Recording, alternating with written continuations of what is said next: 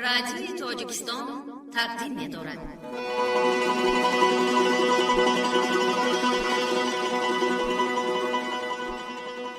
من چی گویم وصف آن عالی جناب؟ نیست پیغمبر ولی دارد کتاب. مثنوی معنوی مولوی هست قرآن در زبان پهلوی.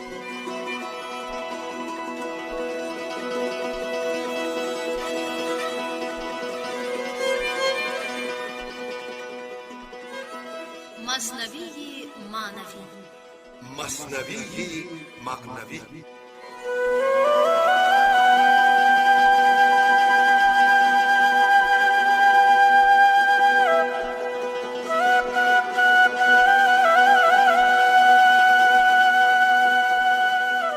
محفل ادبی و افتخار 800 سالگی مولانا محمد جلال الدین بلخی. صدر محفل حاجی اسماعیل پیر محمد زاده.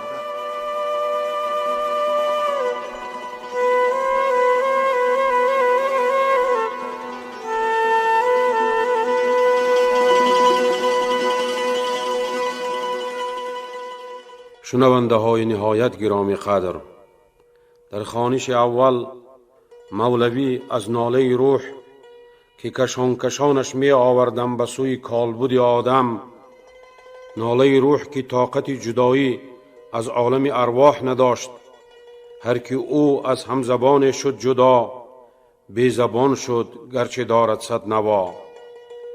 و به حمد خدای یکتا می پردازد و فریاد می کند: آتش است این بانگ نای و نیست باد، هر که این آتش ندارد نیست باد. و به ستایش پیغمبر محمد صلی الله علیه و سلم آغاز سخن می کند و قرآن کریم را وصف می کند: گر نبودی ناله نی را ثمر، نی جهان را پر نکردی از شکر.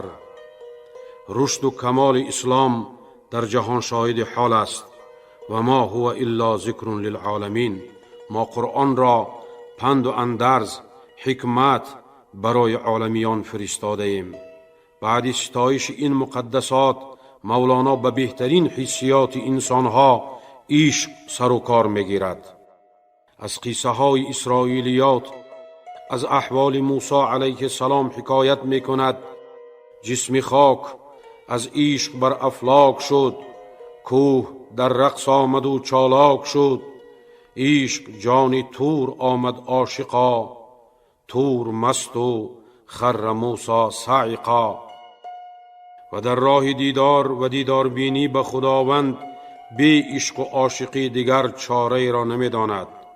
چون نباشد عشق را پروای او چو مرغ ماند بی پروای او. و به عشق زمینی که سرچشمه عشق الهی است رو می آرد و قصه های پادشاه و کنیز و ماجرای ایشان در زندگی برای مثال می آرد و طی این مراحل را به انسان کامل که با لباس اخلاق و آداب مزین است لایق می داند. از خدا جوییم توفیق ادب، بی ادب محروم ماند از لطف رب. بی ادب تنها نه خود را داشت بد، بلکه آتش در همه آفاق زد. اینک دوام گفتارهای مثنوی معنوی را می شنویم.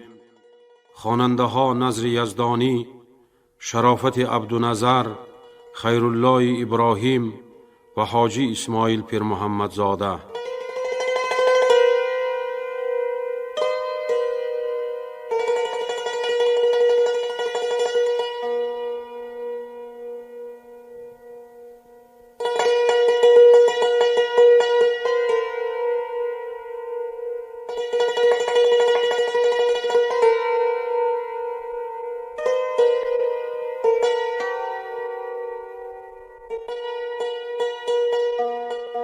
دریافتن آن ولی رنج را و عرض کردن رنج او پیش پادشاه. بعد از آن برخاست عزم شاه کرد، شاه را زان شمه آگاه کرد.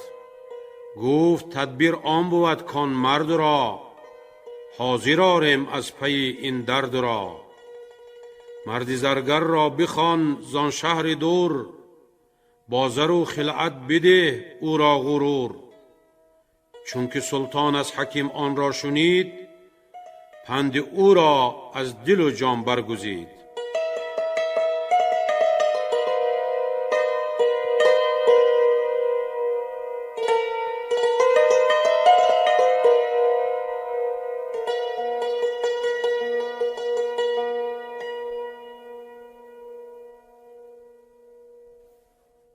فرستادن پادشاه رسولان به سمرقند با آوردن زرگر.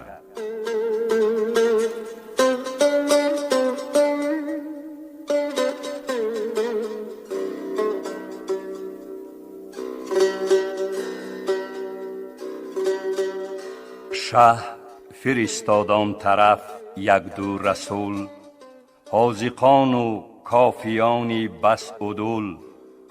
تا سمرقند آمدند آن دو امیر، پیشیان زرگر ز شاهنشاه بشیر. که ای لطیف استاد کامل معرفت، فاش اندر شهرها از تو صفت. نک فلان شه از برای زرگری، اختیارت کرد زیرا مهتری. اینک این خلعت بگیر و زر و سیم، چون بیایی خاص باشی و ندیم. مرد مال و خلعتی بسیار دید، غره شد از شهر و فرزندان برید. اندر آمد شادمان در راه مرد، بی خبر کان شاه قصدی جانش کرد. اسپی تازی برنشست و شاد تاخت، خونبهای خویش را خلعت شناخت. ای شده اندر سفر با صد رضا، خود به پای خویش تا سوء القضا. در خیالش ملک و عز و مهتری، گفت عزراییل رو آره بری. چون رسید از راه آن مردی غریب، اندر آوردش به پیش شه طبیب. سوی شاهنشاه بردندش بناز، تا بسوزد بر سری شمع طراز. شاه دید او را بس تعظیم کرد، مخزنی زر را بدو تسلیم کرد. پس حکیمش گفت که ای سلطان مه، آن کنیزک را بدین خواجه بده. تا کنیزک در وصالش خوش شود، آبی وصلش دفع آن آتش شود. شه بدو بخشید آن مهروی را، جفت کرد آن هر دو صحبت جوی را. مدتی 6 ماه می راندند کام، تا به صحت آمد آن دختر تمام. بعد از آن از بهری و شربت بساخت، تا بخورد و پیش دختر می گداخت. چون زیرنجوری جمالی او نماند، جان دختر در وبال او نماند. چون که زشت و ناخوش و رخ زرد شد، اندک اندک در دلی او سرد شد. عشق های کز پی رنگ بود، عشق نبود عاقبت ننگ بود. کاش کان هم ننگ بودی یکسری، تا نرفتی بر ویان بد داوری. خون دوید از چشم همچون جوی او، دشمنی جانی وی آمد روی او. دشمنی طاووس آمد پر او، ای بسا شه را بکشته فر او. گفت من آن آهویم کز ناف من، ریخت این صیاد خونی صاف من. ای من آن روباه صحرا کز کمین، سر بریدندش برای پوستین. ای من آن پیل که زخمی پیلبان، ریخت خونم از برای استخوان. آن کی کشتستم پی معدونی من، می نداند که نخسبد خونی من. بر من است امروز و فردا بر وی است. خونی چون من کس چنین ضایع کی است؟ گرچه دیوار افگند سایه دراز، باز گردد سوی او آن سایه باز. این جهان کوه است و فعل ما ندا، سوی ما آید نداها را صدا. این بگفت و رفت در دم زیر خاک، آن کنیزک شد ز عشق و رنج پاک. زانکه عشق مردگان پاینده نیست، زانکه مرده سوی ما آینده نیست. عشق زنده در روان و در بصر، هر دمی باشد ز غنچه تازه تر. عشق آن زنده گزین کو باقی است، کز شراب جان فزایت ساقی است. عشق آن بگزین که جمله انبیا، یافتند از عشق او کار و کیا. تو مگو ما را بدان شه بار نیست، با کریمان کارها دشوار نیست.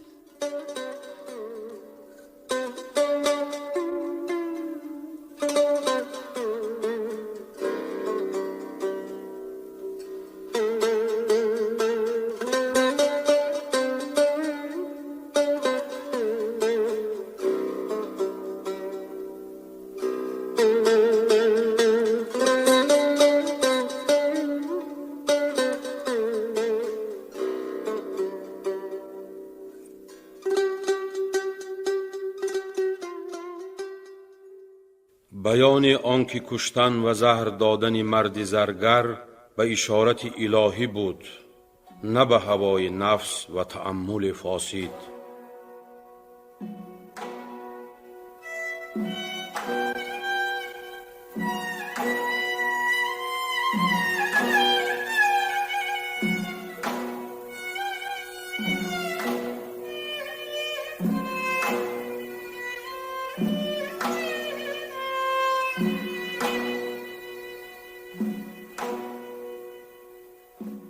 کشتن آن مرد بر دست حکیم، نه پی امید بود و نه زبیم.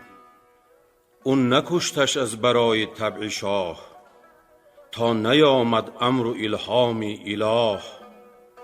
آن پسر را کش خضر ببرید حلق، سیر آن را در نیابد عام خلق. آنکه از حق یابد و وحی و جواب، هرچه فرماید بود عینی ثواب. آنکه جان بخشد اگر بکشد رواست، نایب است و دست او دست خداست. همچو اسماعیل پیشش سر بینه، شاد و خندان پیش تیغش جان بده. تا بماند جانت خندان تا ابد، همچو جان پاک احمد با احد. عاشقان آنگه شراب جان کشند، که به دست خویش خوبانشان کشند. شاه آن خون از پی شهوت نکرد، تو رها کن بدگمانی و نبرد. تو گمان بردی که کرد آلودگی، در صفا غیش کی هلد پالودگی. بهر آن است این ریاضت وین جفا، تا برآرد کوره از نقره جفا. بهر آن است امتحان نیک و بد، تا بجوشد بر سر آرد زرز بد. گر نبودی کارش الهام اله، او سگ بودی دراننده نه شاه. پاک بود از شهوت و حرص و هوا، نیک کرد او لیک نیکی بدنما. گر خضر در بحر کشتی را شکست، صد درستی در شکستی خضر هست. وهم موسی با همه نور و هنر، شد از آن محجوب تو بی پر مپر. آن گلی سرخ است تو خونش مخوان، مست عقل است او تو مجنونش مخوان. گر بودی خون مسلمان کام او، کافرم گر بردم من نام او. می بلرزد عرش از مدح شقی، بدگمان گردد ز مدحش متقی. شاه بود و شاه بس آگاه بود، خاص بود و خاصه الله بود. آن کسی را کش چنین شاه کشد، سوی بخت و بهترین جاه کشد. گر ندیدی سود او در قهر او، کی شدی آن لطف مطلق قهرجو. بچه می لرزد از آن نیش حجام، مادری مشفق در آن دم شادکام. نیم جان بستاند و 100 جان دهد، آنچه در وهمت نآید آن دهد. تو قیاس از خویش می گیری ولیک، دوری دور افتاده ای بنگر تو نیک.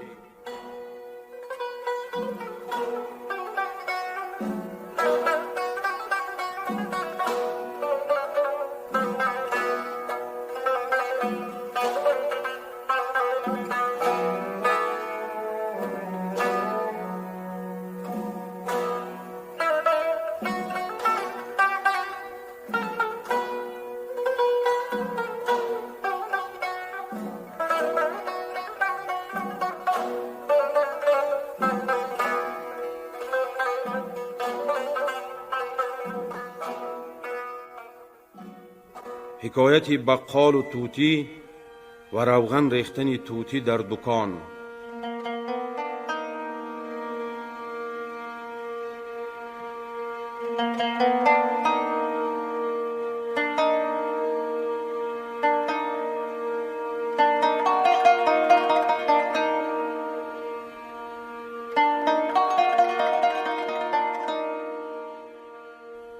بود بقال و وی را طوطیه، خوشنوای سبز گویا طوطیه. بر دکان بودی نگهبان دکان، نکته گفتی با همه سوداگران. در خطاب آدمی ناطق بودی، در نوای طوطیان حاذق بودی. جست از سوی دکان سوی گریخت، شیشه های روغنی گل را بریخت. از سوی خانه بیامد خواجه‌اش، بر دکان بنشست فارغ خواجه وش. دید پر روغن دکان و جامه چرب، بر سرش زد گشت طوطی کل ز ضرب. روزکی چند سخن کوتاه کرد، مرد بقال از ندامت آه کرد. ریش بر می کند و می گفت ای دریغ، کافتاب نعمتم شد زیر میغ. دست من بشکسته بودی آن زمان، که زدم من بر سری آن خوش زبان. هدیه ها می داد هر درویش را، تا بیابد نطق مرغ خویش را. بعد 3 روز و 3 شب حیران و زار، بر دکان بنشسته بود نومیدوار. می نمود آن مرغ را هر گون نهفت، تا کی باشد اندر آید او بگفت. جولقی سربرهنه می گذشت، با سری بیمو چو پشتی تاس و تشت. آمدن در گفت طوطی آن زمان، بانگ بر درویش زد چون عاقلان. کس چیه کل با کلان آمیختی، تو مگر از شیشه روغن ریختی. از قیاسش خنده آمد خلق را، کوچ خود پنداشت صاحب دلق را. کار پاکان را قیاس از خود مگیر، گرچه ماند در نبشتن شیر شیر. جمله عالم زین سبب گمراه شد، کم کسی ز ابدال حق آگاه شد. همسری با انبیا برداشتند، اولیا را همچو خود پنداشتند. گفته اینک ما بشر ایشان بشر، ما و ایشان بسته خواب مخور. این ندانستند ایشان از عما، هست فرق در میان بی منتها. هر دوگون زنبور خوردند از محل، لیک شد زان نیش و زین دیگر عسل. هر دوگون آهو گیا خوردند و آب، زین یکی سرگین شد و زان مشک ناب. هر دو نی خوردند از یک آب خور، این یکی خالی و آن پر از شکر. 100 هزاران این چنین اشباه بین، فرقشان 70 ساله راه بین. این خورد گردد پلیدی زو جدا، آن خورد گردد همه نور خدا. این خورد زاید همه بخل و حسد، وان خورد زاید همه نور احد. این زمینی پاک و آن شور است و بد، این فرشته پاک و آن دیو است و دد. هر دو صورت گر به هم ماند رواست، آب تلخ و آب شیرین را صفاست. جز که صاحب ذوق کی شناسد بیاب، او شناسد آب خوش از شور آب.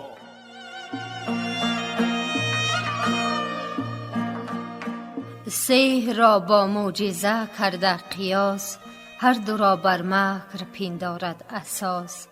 ساحران موسی از استیزه را برگرفته چون عصای او عصا. زین عصا تا آن عصا فرق است ژرف، زین عمل تا آن عمل راه شگرف.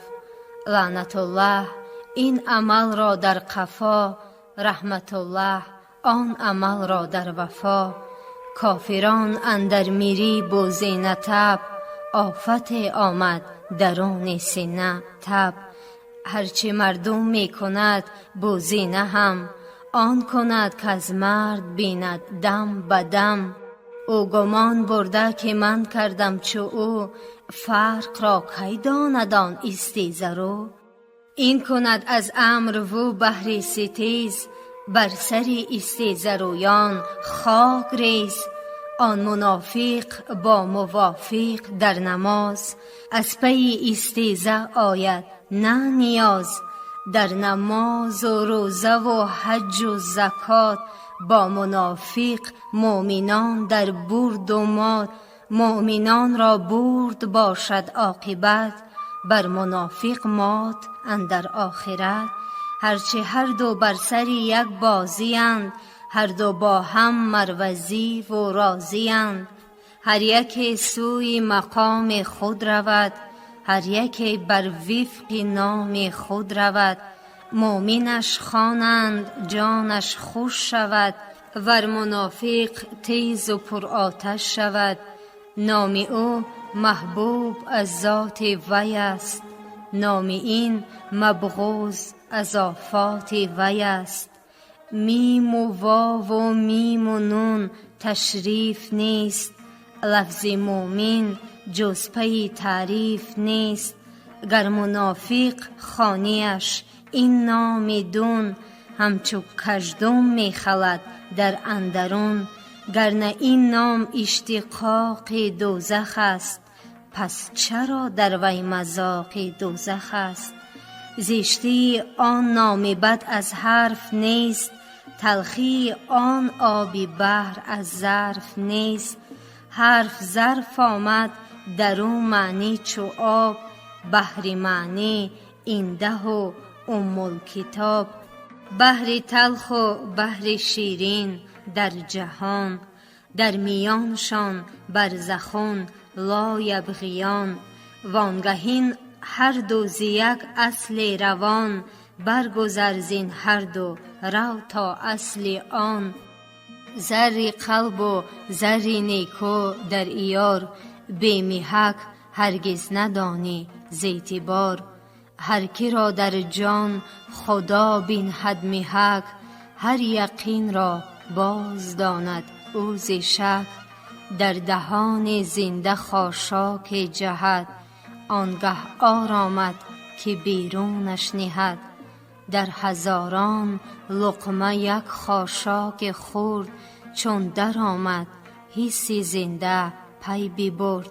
حس دنیا نردبان این جهان، حس دینی نردبان آسمان. صحت این حس بجوید از طبیب، صحت آن حس بجوید از حبیب. صحت این حس ز معموری تن، صحت آن حس ز تخریب بدن. راه جان مر جسم را ویران کند، بعد از آن ویرانی آبادان کند. کرد ویران خانه بهر گنج زر، و از همان گنجش کند معمورتر. آب را ببرید و جو را پاک کرد، بعد از آن در جو روان کرد آب خورد. پوست را بشکافت پیکان را کشید، پوست تازه بعد از آنش بردمید. قلعه ویران کرد و از کافر ستد، بعد از آن برساختش 100 برج و 100. کار بیچون را کی کیفیت نهد، این که گفتم این ضرورت می دهد. گه چنین بین ماید و گه ضد این، جز که حیرانی نباشد کار دین. نه چنان حیران که پشتش سوی اوست، بل چنان حیران و غرق و مست دوست. هر یکی را روی او شد سوی دوست، وان یکی را روی او خود روی اوست. روی هر یک می نگر می دار پاس، بو که گردی تو ز خدمت روشناس.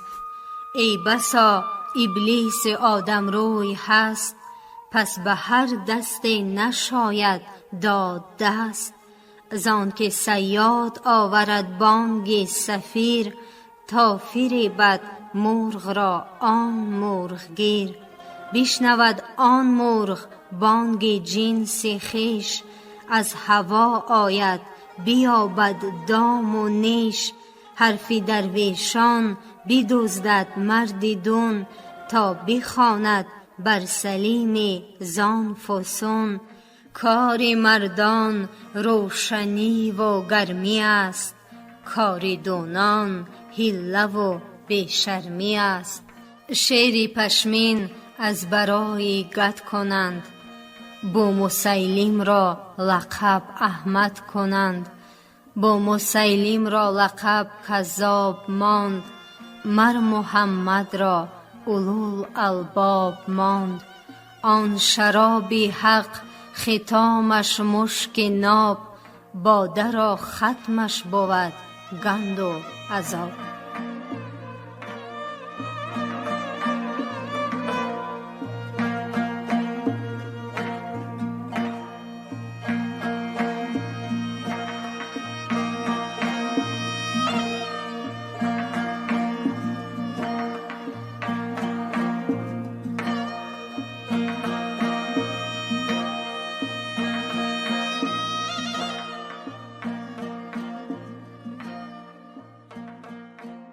دانستن آن پادشاه جهود که نصرانیان را میکشت از بحر تعصب.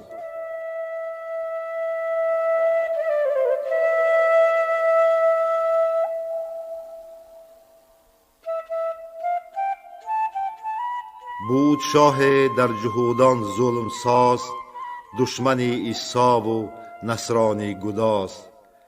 عهد عیسی بود و نوبت آن او، جان موسی او و موسی جان او. شاه احول کرد در راه خدا، آن دو دمساز خدایی را جدا. گفت استاد احول را کنده را رو برون آر از وثاق آن شیشه را. گفت احول زان دو شیشه من کدام پیش تو آرم، بکن شرح تمام. گفت استاد آن دو شیشه نیست، رو احولی بگذار و افزون بین مشو. گفت ای استاد مرا طعنه مزن. گفت استاد زان دو یک را در شکن. چون یکی بشکست هر دو شد ز چشم، مرد احول گردد از میلان و خشم. شیشه یک بود و به چشمش دو نمود، چون شکست و شیشه را دیگر نبود. خشم و شهوت مرد را احول کند، ز استقامت روح را مبدل کند. چون غرض آمد هنر پوشیده شد، صد حجاب از دل به سوی دیده شد.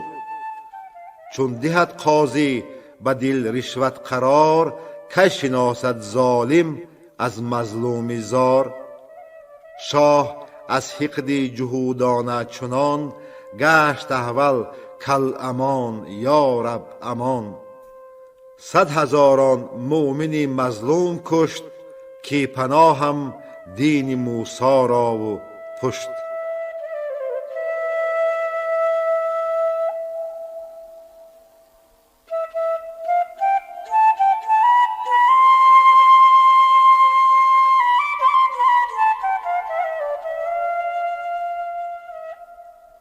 آموختن وزیر مکر پادشاه را.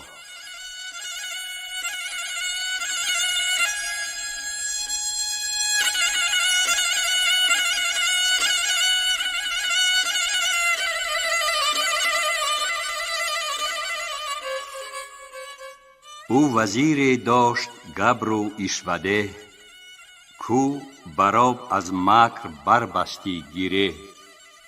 گفت ترسایان پناهی جان کنند، دین خود را از ملیک پنهان کنند. کم کششان را که کشتن سود نیست، دین ندارد بوی مشک و عود نیست. سیر پنهان است اندر 100 غلاف، ظاهرش با توست و باطن برخلاف.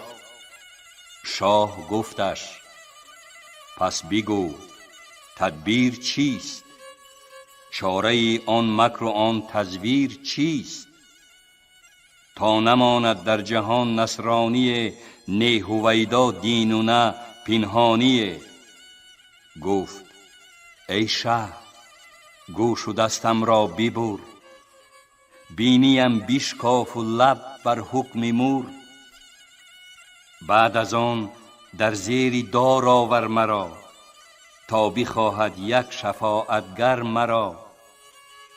بر منادیگاه کن این کار گو، بر سری راهی که باشد 4 سو. آنگهم از خود بیرون تا شهری دور، تا در اندازم در ایشان شر و شور.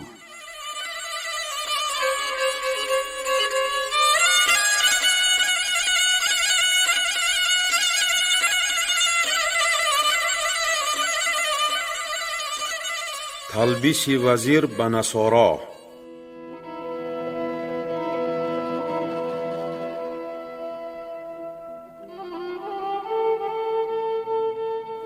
پس بگویم من بصیر نصرانیم، ای خدای رازدان میدانیم.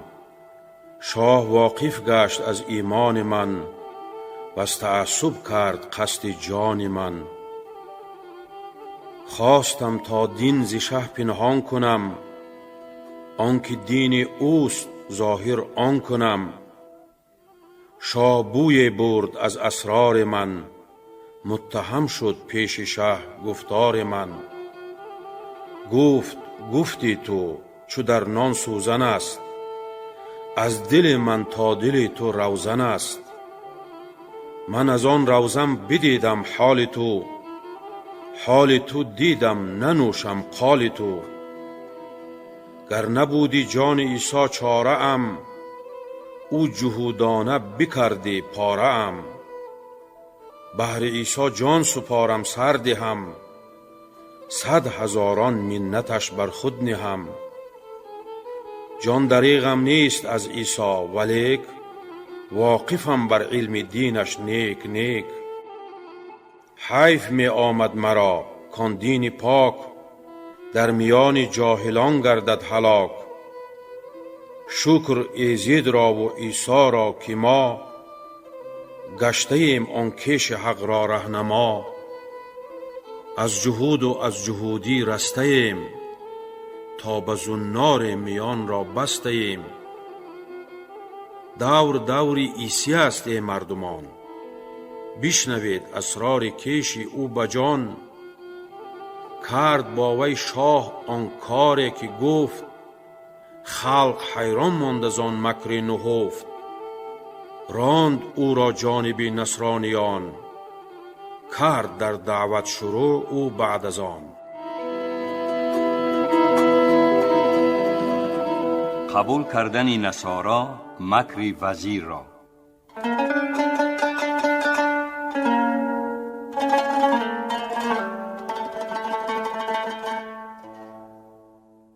صد هزاران مردی ترسا سوی او، اندک اندک جمع شد در کوی او. او بیان می کرد با ایشان براز، سیر انگلیون و زنار و نماز. او بظاهر واعظ احکام بود، لیک در باطن سفیر و دام بود. بهر این بعض صحابه از رسول، ملتمس بودند مکر نفسی گل. کوچی آمیزد ز اغراض نهان، در عبادت ها و در اخلاص جان. فضل طاعت را نجستندی از او، عیب ظاهر را بجستندی که کو. مو به مو و ذره ذره مکر نفس، میشناسیدند چون گل از کرفس. موشکافان صحابه هم در آن، وعظ ایشان خیره گشتندی به جان.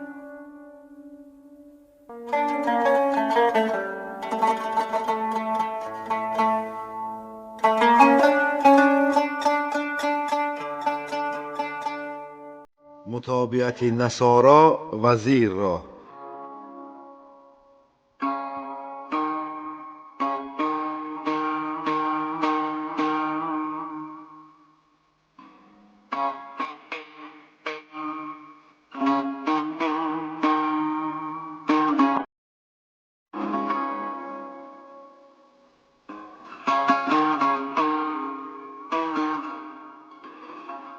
دل بدو دادند ترسایان تمام، خود چی باشد قوت تقلید عام؟ در درون سینه مهرش کاشتند، نایب عیساش می پنداشتند. او بصیر دجال یک چشم لعین، ای خدا فریاد رس نعم المعین. صد هزاران دام و دانه است ای خدا، ما چو مرغانی حریصی بینوا. دم به دم ما بسته دامی نویم، هر یکی گر باز و سیمرغ شویم.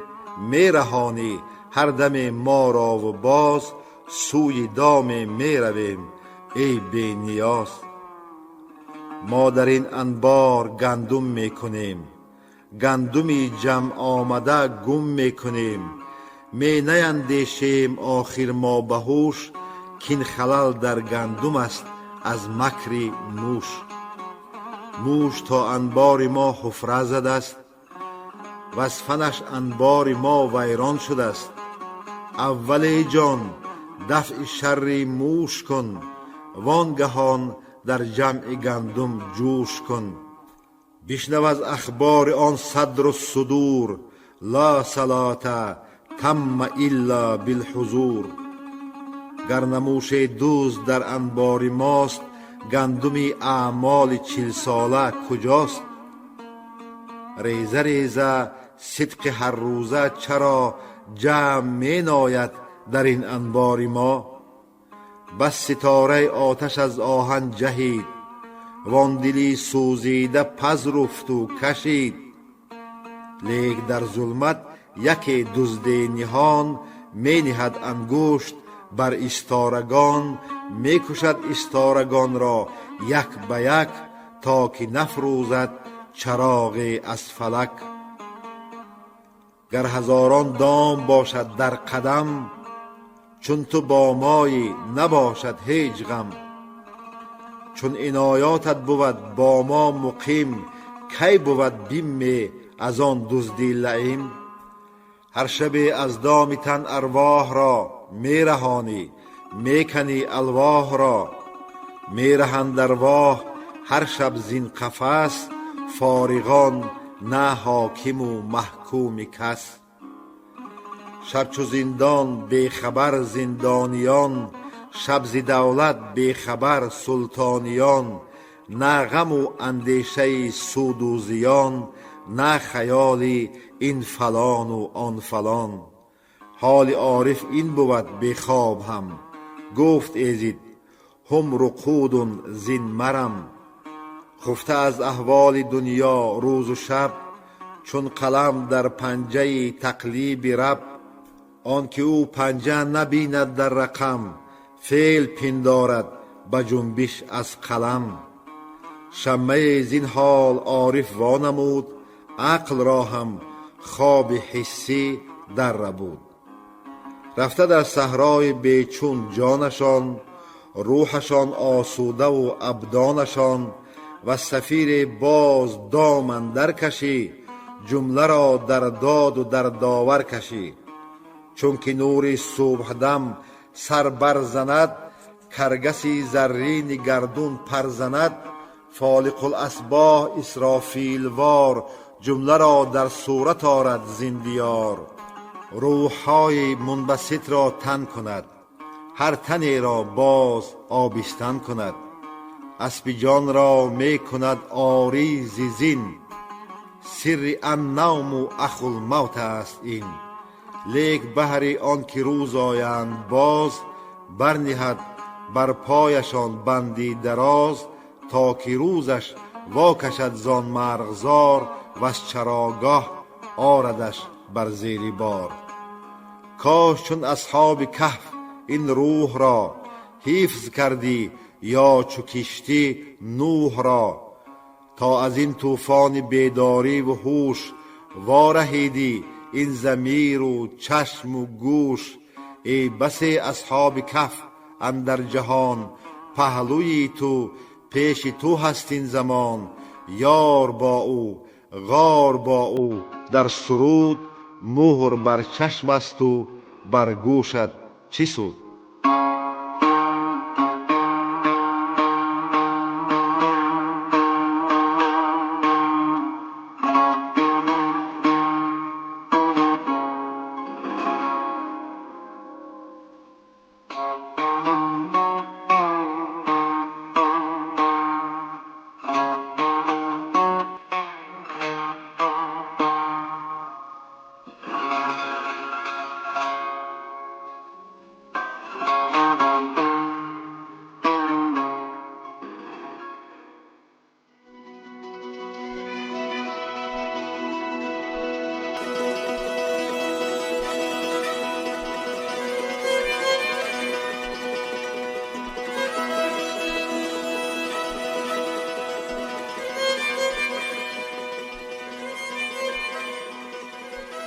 شما محفل ادبی را با افتخار 800 سالگی مولانا محمد جلال الدین بلخی شنیدید.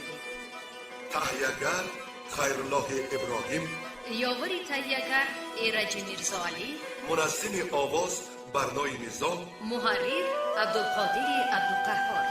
خانه آباد باشید.